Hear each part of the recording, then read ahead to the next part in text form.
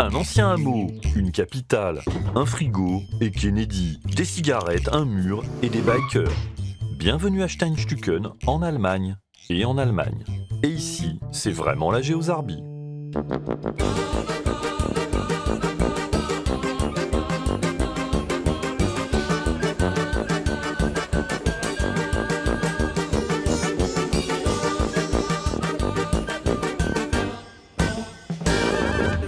Pas complètement à l'ouest.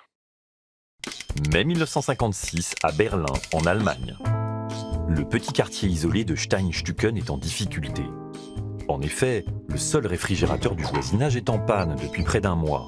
C'est le printemps, et conserver le lait, le beurre ou la viande est devenu très compliqué. Mais aucun réparateur n'est encore venu, car la police l'interdit. Que se passe-t-il ? Eh bien, nous sommes en pleine guerre froide entre l'URSS et les États-Unis. L'Allemagne et Berlin sont coupés en deux, chacun dans un camp. Et il se trouve que Steinstücken, 13 hectares, avec à peu près 150 habitants à l'époque, n'est rien moins qu'une enclave de Berlin-Ouest en pleine Allemagne de l'Est. Et ce sont les policiers est-allemands qui empêchent la venue d'un réparateur. Même le maire de Berlin-Ouest, Otto Suhr, s'est déplacé pour protester. En vain. Et cette affaire, qu'une journaliste nommera malicieusement la guerre froide du frigo, n'est qu'un épisode des aventures de Steinstücken. Allez, un petit cours d'histoire pour tout savoir. Retour à la fin du 19e siècle. Berlin, capitale du jeune empire allemand, n'est pas encore la grosse ville d'aujourd'hui. Et le hameau de Steinstücken se trouve à peu près par là. En 1875, à la faveur d'une réforme cadastrale un peu compliquée, Steinstücken est rattaché au village de Stolpe, qui n'est pourtant pas à côté. Mais le 1er octobre 1920, Berlin grossit. La ville absorbe en effet les communes et les districts ruraux alentours, ce qui fait de Berlin à l'époque la 3e plus grande ville du monde, derrière New York et Londres. Stolpe aussi a été absorbé, et Steinstücken, déjà hors de Stolpe, se retrouve logiquement hors de Berlin. Le cas n'est pas unique. La ville a 11 autres petits morceaux isolés, nés dans les mêmes conditions. Mais seul Steinstücken est habité. Mais bientôt la Seconde Guerre mondiale apporte son lot de malheurs.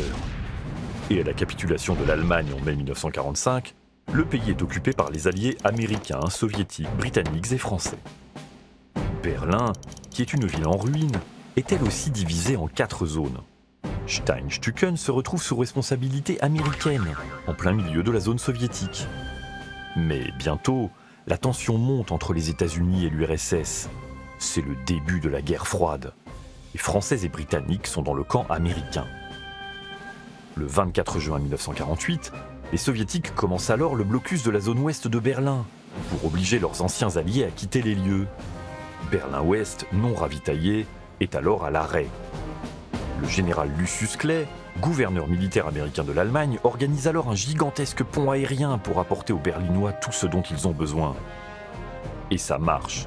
En mai 1949, les Soviétiques lèvent le blocus. Mais le divorce entre l'Est et l'Ouest est consommé, et l'Allemagne est partagée en 2 États. La République fédérale d'Allemagne, la RFA, à l'Ouest, et la République démocratique allemande, la RDA, à l'Est. Avec Berlin-Ouest qui reste sous contrôle des forces occidentales.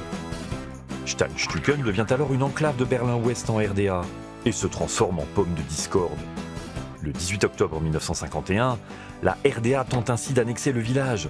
Ces Vopo, c'est-à-dire ces policiers du peuple en allemand, l'occupent. Après vive protestation des Américains auprès des Soviétiques, les Vopo quittent finalement Steinstücken 4 jours plus tard, après avoir acheté, paraît-il, tout le stock de cigarettes américaines de son épicerie. C'est bien connu, ce sont les meilleurs.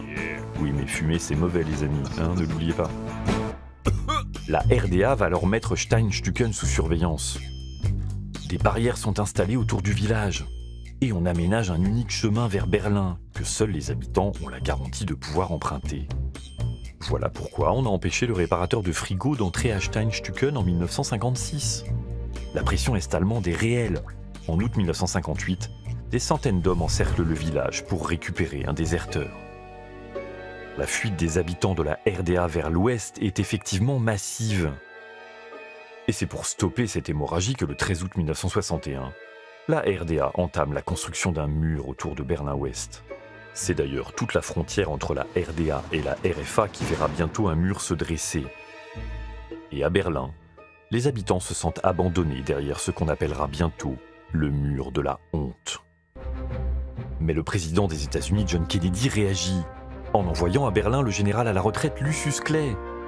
Oui, le vainqueur du blocus de Berlin. Et lorsque Clay entend parler de l'isolement de Steinstücken, il y voit l'occasion de montrer que les Américains ne lâcheront jamais les Berlinois. Le 21 septembre 1961, Clay se rend à Steinstücken en hélicoptère et est accueilli comme un héros. Avant de repartir, il laisse sur place un détachement de soldats. Chargés de garder Steinstücken en permanence, ces militaires seront relevés tous les 3 ou 4 jours par un hélicoptère, qui servira aussi à ravitailler le village. Bref, après avoir monté un pont aérien géant vers Berlin-Ouest, Clay met en place un mini pont aérien vers Steinstücken. Et en cas de panne de frigo, c'est maintenant bien plus simple. Il suffit d'en faire venir un nouveau par les airs. Les premiers mois des soldats américains à Steinstücken sont un peu agités, car le mur n'est pas encore fini. Et partout les Allemands se dépêchent de passer à l'ouest, même des militaires.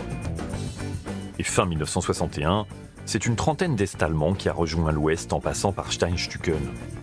Et pour évacuer tous ces réfugiés vers Berlin-Ouest, les Américains les déguisent en GIs et les font monter incognito dans leur hélicoptère.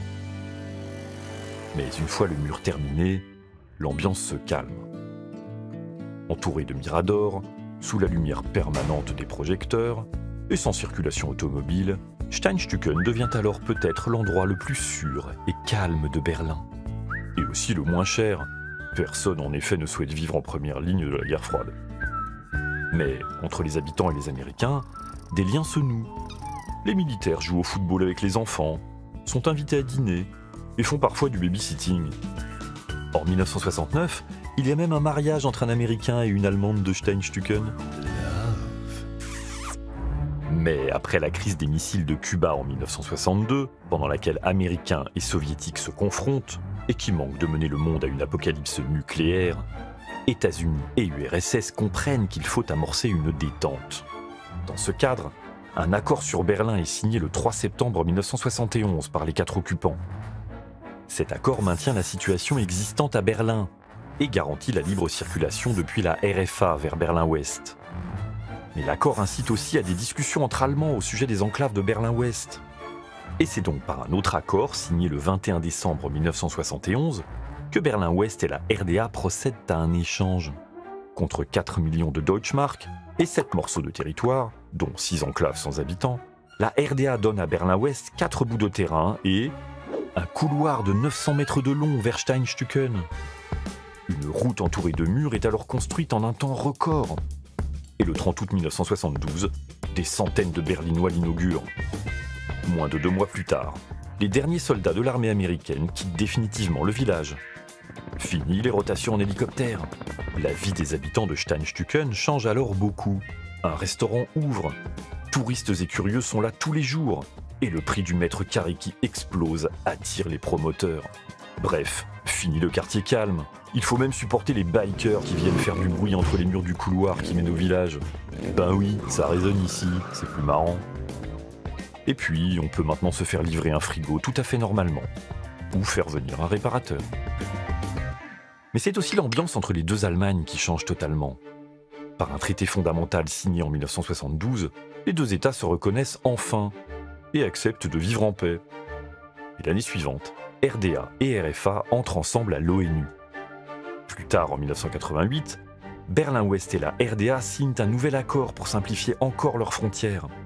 Mais un vent nouveau souffle à l'Est. Et le 9 novembre 1989, les autorités est-allemandes décident de laisser les Berlinois circuler librement entre les deux parties de Berlin. Le mur est alors pris d'assaut par la population. Cette fois-ci, les Vopos n'interviennent pas. L'armée soviétique non plus. Car c'est en fait la fin de la RDA, bientôt la fin de l'URSS, et la fin de la guerre froide.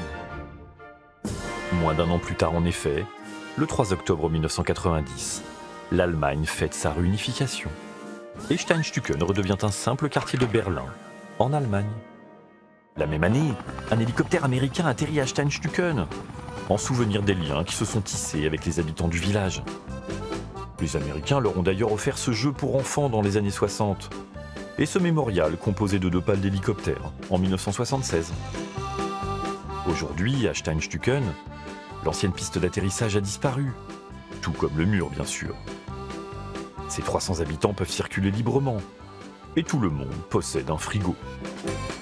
Qui pourrait se douter que Steinstücken a longtemps été un épicentre de la guerre froide ?